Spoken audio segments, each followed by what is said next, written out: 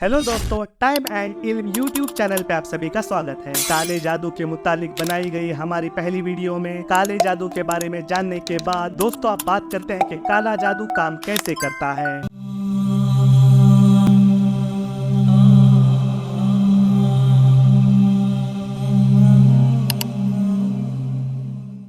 इस्लाम के अनुसार हर इंसान के साथ एक शैतान या जिन होता है जो हमारे दिमाग को पाप या गुनाह करने के लिए आकर्षित करता है। इस्लाम में इस जिन को करीन कहा गया है। ग्रीक, मेसोपोटामियन, पारसी और इजिप्शियन कल्चर्स में भी करीन से मिलता जुलता कंसेप्ट पाया जाता है।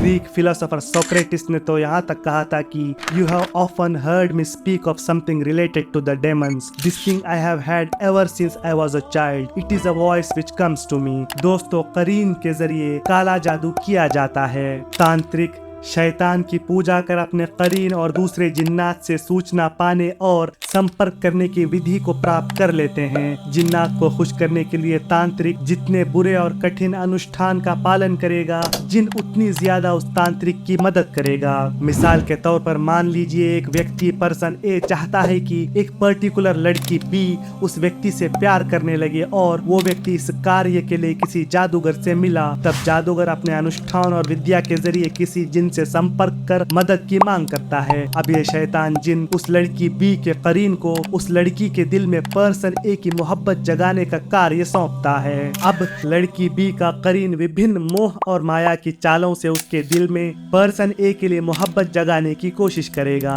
कभी कभार जादूगर और शैतान को अपने इस शैतानी खेल में कामयाबी मिलती है और कभी कभार नहीं। इसी तरह जादूगर या तांत्रिक दूसरे इंसानों को शारीरिक हानि, बीमारियां, मेंटल प्रॉब्लम्स और फैमिली प्रॉब्लम्स से दो चार करने के लिए शैतानों के सहारे से अपना घिनौना खेल खेलते हैं। दोस्तों, क्या काला जादू बहुत पावरफुल है और इसका असर होता है? इसका जवाब है नहीं। काले जादू का असर तो होता है लेकिन बहुत ही कम। काला जादू बहुत ही कमजोर होता है। लेकिन ऐसा क्यों? इसके कई कारण हैं। पहला ये कि जिन्नात का स्वभाव बहुत अस्थिर है। तांत्रिक अपने शैतानी अनुष्ठान के जरिए जिन को सिर्फ बुलावा दे सकता है। जिन तांत्रिक की मदद करे या न करे ये जिन की मर्जी। काले जादू के असर न करने का अगला कारण है अल्लाह, ईश्वर या गॉड। जो व्यक्ति अल्लाह की पॉजिटिव एनर्जी से घिरा हुआ रहता है, जिन्नात के वसवसे और बहकावा उस पर असर नहीं करते। देखिए इस वीडियो क्लिप में किस तरह एक रशियन जादूगरनी कह रही है कि उसका जादू प्रैक्टिसिंग मुसलमानों पर असर नहीं करता। Yes, absolutely. When faced with various religions, it is very difficult to influence Muslims. They are in a constant connection with the egregore.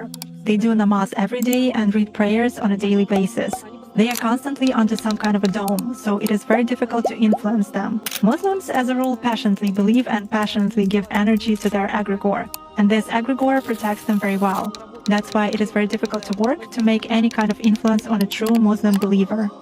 काला जादू हिट एंड मिस नेचर का होता है। सुनिए एक जादूगर क्या कह रहा है जादू के बारे में। Be realistic. Magic works by increasing odds of something happening. The unlikely situation becomes more likely. Not the impossible situation.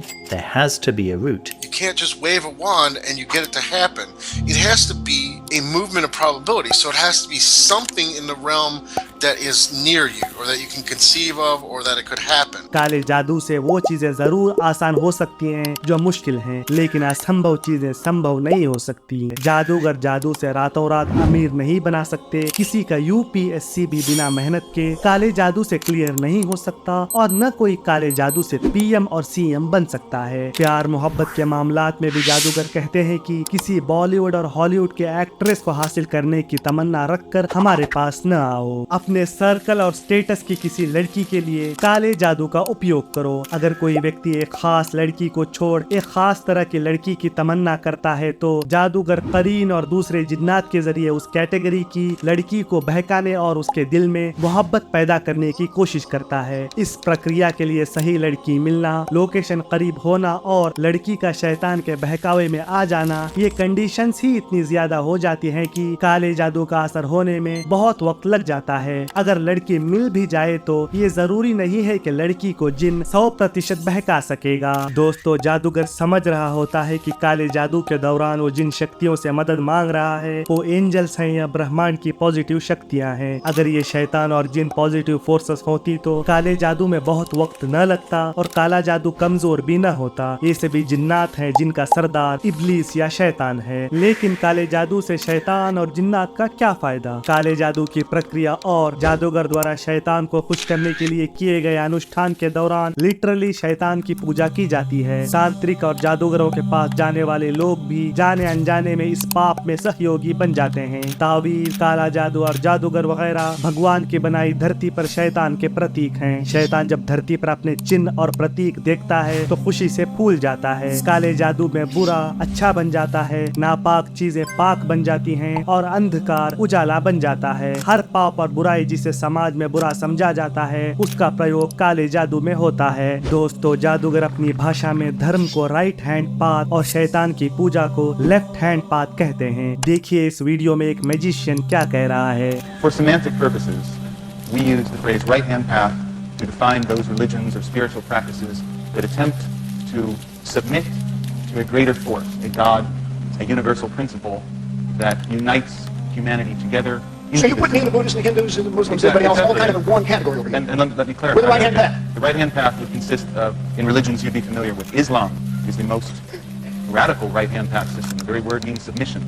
शैतान और उसके चेलों का मकसद है ज्यादा से ज्यादा इंसानों को सीधे रास्ते से भटकाया जाए। काला जादू करने और कराने वाले लोग पृथ्वी पर शैतान के प्रतिनिधि बन जाते हैं। ऐसे लोगों के लिए इस्लाम में सख्त शिक्षाएं लिखी हुई हैं। पैगंबर मोहम्मद सल्लल्लाहु अलैहि वसल्लम ने फरमाया, जो शख्स गिरे बांध कर उन पर फूंक मारे तो उसने जादू किया और जो जादू करे उसने शिर्क किया। दोस्तों, वुडू डॉल के द्वारा जो मैजिक किया जाता है उसमें डॉल को गिरे बांधी जाती हैं। इस्लाम में शिर्क अल्लाह के सिवा किसी और की इबादत करने या अल्लाह के साथ किसी और की इबादत करने को कहते हैं। इस्लाम में शिर्क सबसे बड़ा गुनाह है। एक और हदीस में मोहम्मद सल्लल्लाहु अलैहि वसल्लम ने जादू को शिर्क, मर्डर और यतीमों के माल को खाने जैसे बड़े गुनाहों के साथ एक बहुत बड़ा गुनाह करार दिया। इस्लाम में जादूगर और तांत्रिक की सजा मौत है। हदीस की किताबों में आता है कि जब हजरत उमर रजी अल्लाह तआला अन्हु खलीफा बने तो उन्होंने अपने तमाम प्रोविंसेस को खत लिखा और खत की सबसे पहली लाइन ये थी कि हर एक जादूगर को कत्ल कर दो। दोस्तों, कभी कभार वैज्ञानिक और स्केप्टिक्स जादूगरों को सबके सामने जिन और शैतानों से कम्युनिकेट करने को कहते हैं, तब जादूगर ये नहीं कर पाते।